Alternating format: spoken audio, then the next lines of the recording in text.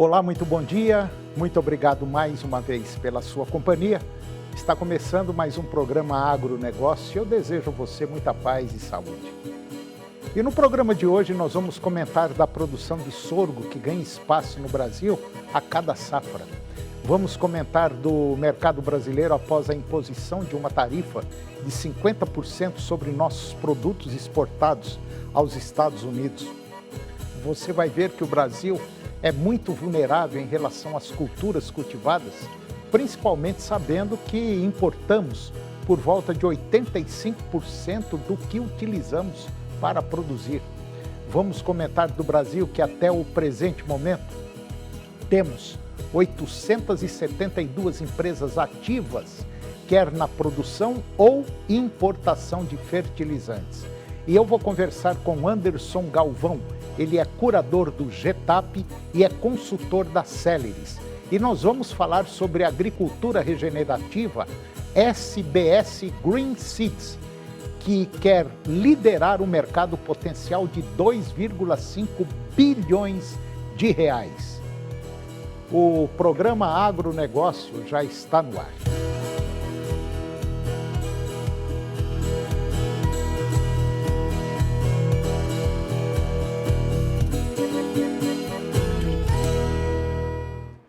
Eu começo o programa de hoje falando sobre o mercado brasileiro após a imposição de uma tarifa de 50% sobre nossos produtos exportados aos Estados Unidos. Na tarde de quarta-feira, último dia 9 de julho, o presidente americano anunciou a imposição de uma tarifa adicional de 50% sobre todos os produtos brasileiros exportados. A medida afeta diretamente o mercado pecuário, já que os Estados Unidos foram o segundo principal destino da carne bovina brasileira no primeiro semestre deste ano.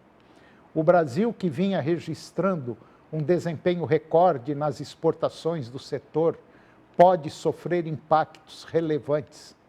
Para saber mais sobre os possíveis efeitos dessa crise diplomática e das novas tarifas sobre os mercados agropecuários, você pode acessar aí qualquer página que fala sobre agro no departamento americano USDA.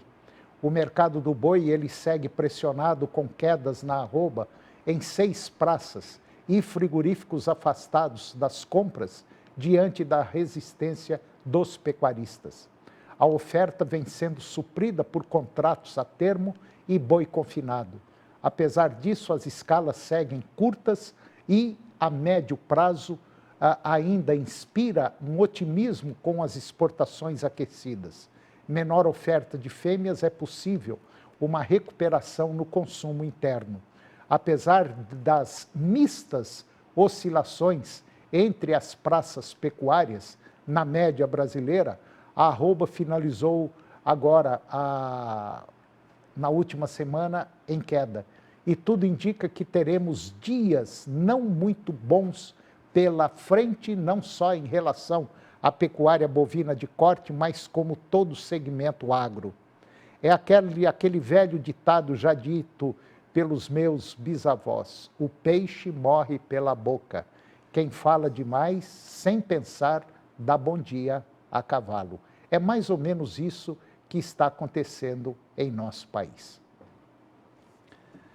E agora você vai ver que o Brasil ele é muito vulnerável em relação às culturas cultivadas, principalmente sabendo que importamos por volta de 85% que utilizamos para produzir.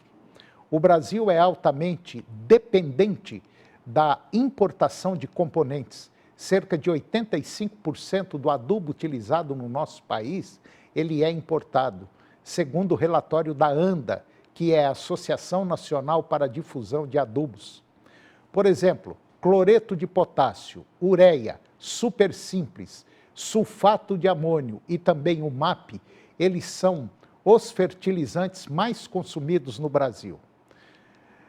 Nutrem culturas como soja, milho, cana-de-açúcar, algodão e café.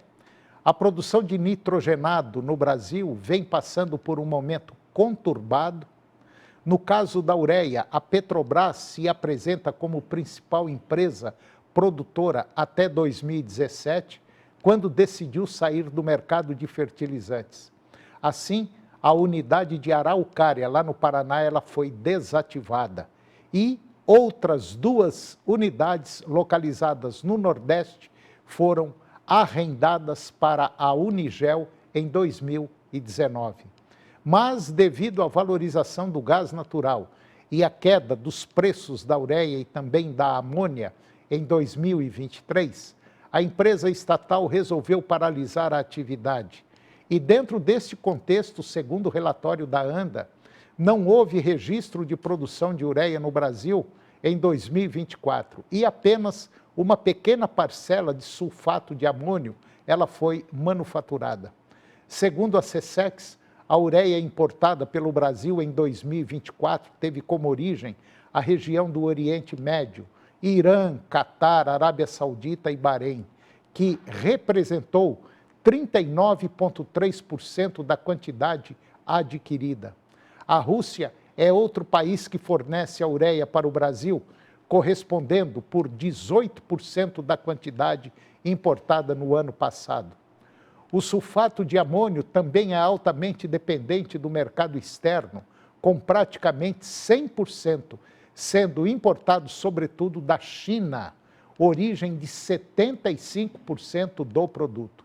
E para os fosfatados, o adubo super simples é o produto menos dependente da importação. Cerca de 60% do fertilizante já é produzido aqui no Brasil. Já no caso do MAP, cerca de 70% a 80% desse fertilizante comercializado no mercado interno é procedente do exterior. Ano passado, os principais fornecedores foram Rússia, Marrocos e Arábia Saudita. Quanto ao potássio, a quantidade importada ficou em torno de 14 milhões de toneladas no ano passado, sendo que 39% do fertilizante foi importado da Rússia, 35% do Canadá, 10% do Uzbequistão, conforme apontam dados da SESEX. A produção nacional desse insumo corresponde por menos de 3% do utilizado na agricultura brasileira. Em 2022, o conflito entre Rússia e Ucrânia evidenciou a fragilidade do abastecimento de adubo. O Brasil é demandante de ureia, MAP e cloreto de potássio do país russo. As conversas diplomáticas garantiram o fornecimento desses fertilizantes, mas com valores internacionais muito elevados. A situação daquele momento só não ficou mais dramática porque os preços dos produtos agrícolas ainda estavam elevados e o poder de compra preservado. Nesse cenário, ainda em 2022, o governo federal lançou o Plano Nacional de Fertilizantes, visando ser uma referência para o planejamento do setor de fertilizantes nas próximas décadas. E agora você vai ver que no Brasil, até o presente momento, nós temos 872 empresas ativas, quer na produção ou importação de fertilizantes. A Associação Brasileira das Indústrias de Tecnologia em Nutrição Vegetal, a ABSolo, ela divulgou os resultados do estudo Empresas Produtoras e Importadoras de Fertilizantes no Brasil, edição 2024, e revelou um cenário de crescimento e renovação no setor. O levantamento identificou 872 empresas ativas na produção e importação de fertilizantes, evidenciando o dinamismo e a expansão desse mercado nos últimos anos. Entre 2020 e 2024, 129 novas empresas passaram a atuar com destaque para aquelas voltadas a produtos organominerais e orgânicos, reflexo da busca por soluções mais sustentáveis. A maioria das empresas está concentrada nas regiões Sudeste, com 50,6%, região Sul, 28%, como o estado de São Paulo liderando, responsável por 34,7% dos estabelecimentos. O estudo também destaca a diversidade do setor. 718 empresas atuam com fertilizantes minerais, 388 com organominerais, 476 com orgânicos e 11 com biofertilizantes, demonstrando a variedade de tecnologias disponíveis. O modo de aplicação dos produtos também mostra a versatilidade da indústria. Com um total de 687 empresas, elas oferecem soluções para aplicação via solo, 547, via folha, 126, via sementes, 160, via fertirrigação, 31 e via hidroponia. Mais de 75% das empresas iniciaram as suas atividades após 2000, indicando uma indústria jovem, inovadora e alinhada à deficiência no uso dos recursos. Ao mapear esse ecossistema, a Absolo, ela afirma que contribuiu para orientar políticas públicas e valorizar um setor estratégico, essencial para a produtividade inteligente da agricultura brasileira. E agora vamos falar um pouquinho da decisão do governo americano em taxar as importações do Brasil. O presidente dos Estados Unidos, Donald Trump, anunciou na quarta-feira, último dia 9 de julho, a imposição de uma tarifa de 50% sobre produtos importados do Brasil. A medida entra em vigor no dia 1º de agosto e representa a mais alta taxa entre as anunciadas recentemente pelo governo republicano. A decisão ela foi tornada pública em uma carta dirigida ao presidente do Brasil, uma carta direta ao presidente brasileiro, divulgada na rede social de Trump, a Truth Social. No documento, o norte-americano justificou a medida apontando uma relação comercial injusta entre os dois países e criticou duramente a atuação do Supremo Tribunal Federal, o STF, no processo contra o ex-presidente Jair Bolsonaro. Trump também usou o anúncio para defender o ex-presidente Jair Bolsonaro, a quem disse respeitar profundamente e classificou o julgamento do líder brasileiro como uma caça às bruxas que, segundo ele, deve acabar imediatamente. O republicano justificou nova tarifa como uma reação à postura do Supremo Tribunal Federal em temas ligados à liberdade de expressão. Ele acusou a corte de emitir centenas de ordens de censuras secretas e ilegais contra plataformas de mídia social dos Estados Unidos, alegando que essas empresas foram ameaçadas com multas milionárias e até expulsão do mercado brasileiro. Na carta endereçada ao presidente do Brasil, Trump afirmou ainda que os Estados Unidos devem reconsiderar a sua relação comercial com o Brasil, que, segundo ele, tem sido marcada por barreiras tarifárias e não tarifárias que desequilibram o comércio bilateral.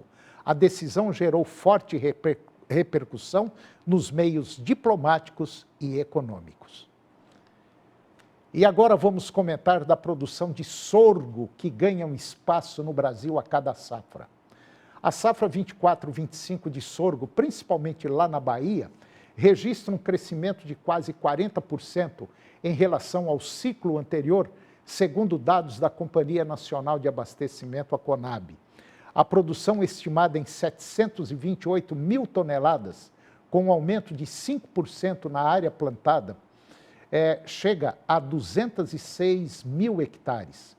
O avanço da cultura historicamente usada na rotação com soja e na alimentação animal agora ganha força com a crescente demanda por biocombustíveis.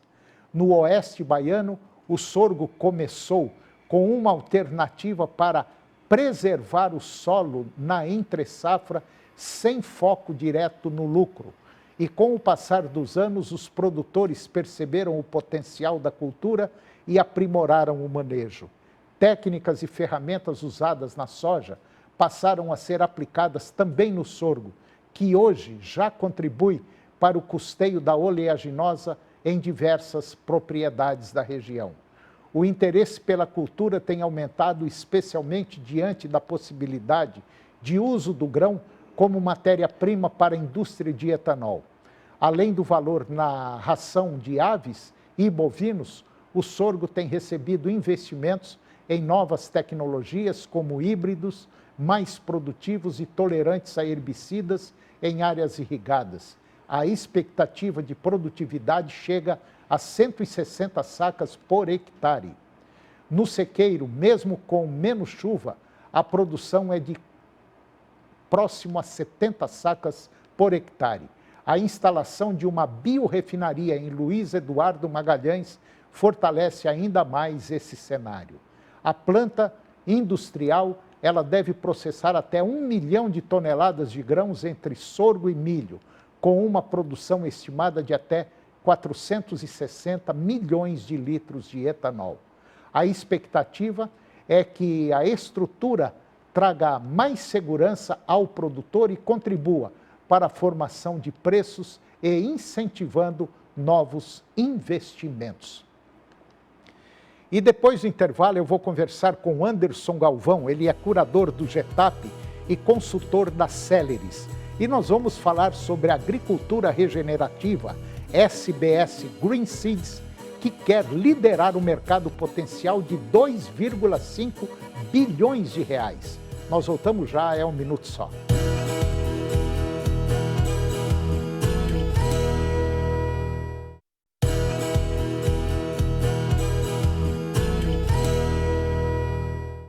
Nós estamos de volta e agora eu vou conversar com Anderson Galvão. O Anderson ele é o curador do GETAP e é consultor da Celeris. E nós vamos falar sobre agricultura regenerativa numa época em que todo mundo está preocupado com o meio ambiente, derrubada de floresta, ora falta chuva, ora tem excesso de chuva, enfim. Muita gente falando sobre a parte ambiental da produção e produtividade, vamos dizer, de alimentação. Anderson Galvão, muito bom dia, muito obrigado pela sua presença, é um prazer tê-lo aqui. Tudo bem? Tudo bem, um bom dia a todos que nos assistem para falar mais uma vez do tema de agricultura aqui no Brasil. Ô Anderson, me fala um pouquinho, o que é o GETAP? O que o GETAP faz? O GETAP, Antônio, o GETAP significa Grupo Tático para o Aumento da Produtividade. Ele é um projeto que ele foi incubado dentro das Celeris lá no final dos anos de 2020, começo de 2021, ou seja, nós estamos já no seu 4º ano, que tem como propósito principal identificar agricultores nas diferentes regiões do Brasil com níveis diferenciados de produtividade do milho. Uhum. E por quê? A gente viu, na verdade, uma série de transformações da cadeia produtiva do milho desde lá da metade de 2000, quando o Brasil deixa de ser importador e passa a ser exportador de milho. A gente viu o crescimento do consumo de milho na alimentação animal e, mais recentemente, o nascimento aí da indústria do etanol de milho e, muito em breve, etanol de sorgo também. Ou seja, o Brasil necessariamente precisa continuar crescendo a produção de milho, crescendo essa produção, obviamente, com responsabilidade agronômica e tecnológica, responsabilidade econômica, o agricultor tem que ter rentabilidade e, sobretudo, também com sustentabilidade. E aí a total conexão do GETAP com o tema da agricultura regenerativa. Como é que você está vendo essa agricultura regenerativa no nosso país? Parece, eu sinto que uma boa parte de produtores,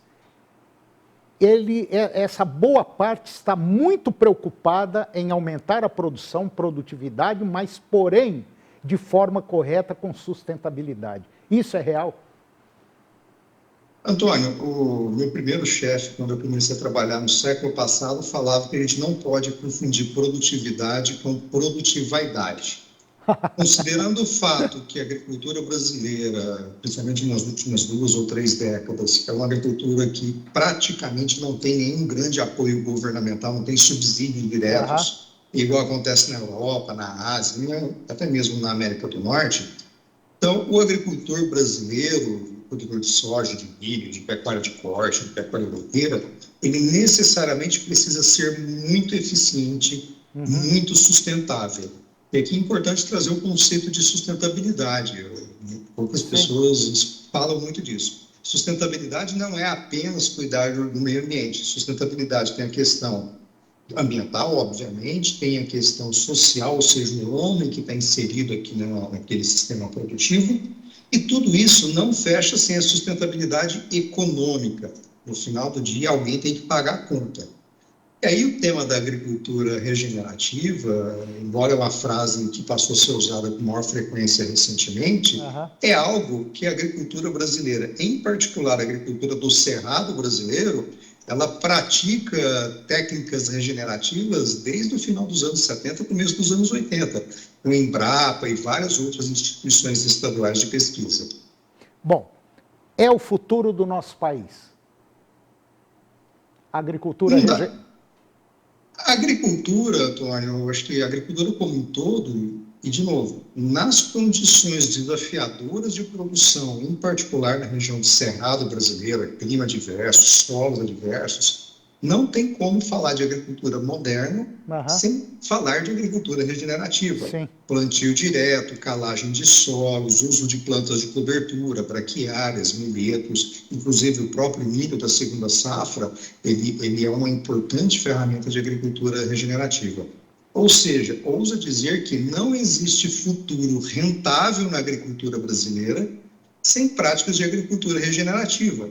E quando a gente olha nos últimos 20, 25, 30 anos, nós chegamos até onde chegamos na metade da década de 2020, em cima de técnicas muito adotadas por agricultores e pecuaristas de responsabilidade e sustentabilidade ambiental.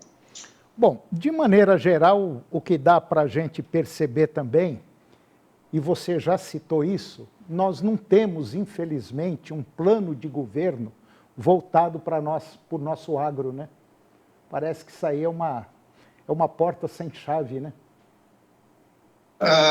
Antônio, apesar de agrônomo de formação, na parte de pós-graduação ter ido para o lado da economia, então, consequentemente, a formação econômica que eu tenho é que eu sou um liberal, ou seja, se o governo não atrapalhar, criando regras, criando empecilhos, já está de bom tamanho. Verdade. E boa parte do sucesso da agricultura brasileira, principalmente a partir da abertura econômica começada lá com o Collor em 92, se deve exatamente ao fato de não termos tanto apoio. Ou seja, os agricultores que estão hoje em operação, que estão hoje em atividade, são agricultores que passaram por um brutal processo de seleção natural. Só escapou os bons agricultores.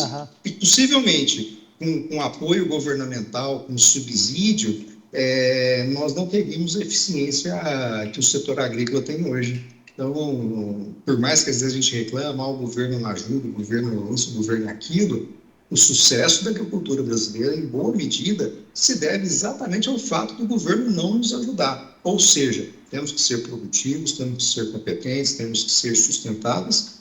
Caso contrário, não tem ninguém para nos ajudar, é nós com nós mesmos. Né? Infelizmente você usou o termo certinho, é nós com nós mesmos, sabe? E é exatamente isso que vem acontecendo no nosso país. E eu tenho dito sempre, falo isso sempre, que o nosso setor produtivo agropecuário é o supermercado, não é do Brasil, não, é do planeta.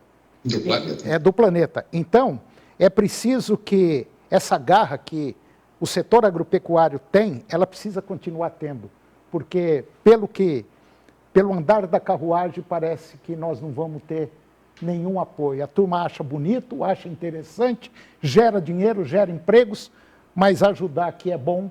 E olha que se ajudasse de forma consistente, eu acho que ninguém segurava esse país. Mas infelizmente, Anderson, nós temos que segurar as pontas como a gente já segurou até hoje e vamos aguardar para ver o que vai acontecer futuramente. Meu querido Anderson Galvão, muito obrigado pela sua presença, participação.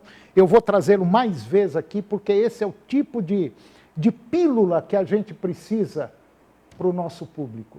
A gente está precisando dessas conversas para que as coisas comecem a andar. Muito obrigado. Obrigado, um bom dia a todos. Obrigado, Anderson. E o programa de hoje chegou ao fim. E eu termino o nosso programa com a seguinte frase: não olhe onde você caiu, mas onde você escorregou. Muito obrigado pela sua companhia, que Deus os abençoe e até o próximo programa.